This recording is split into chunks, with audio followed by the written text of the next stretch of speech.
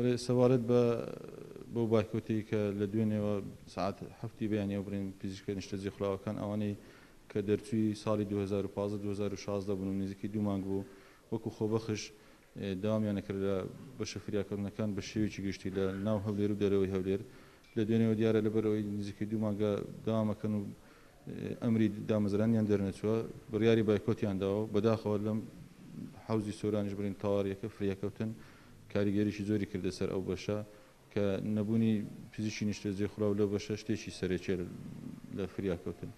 بۆیە لە دوێنێەوە ئەمە هەوڵێکی زۆرمانداوە بە پزیشکە سپۆرەکان و پزیشکە شارەزایەکان کە نێرن گرفتێکی وا دروستبی بۆ حاڵاتە کتوپڕەکان بەڵام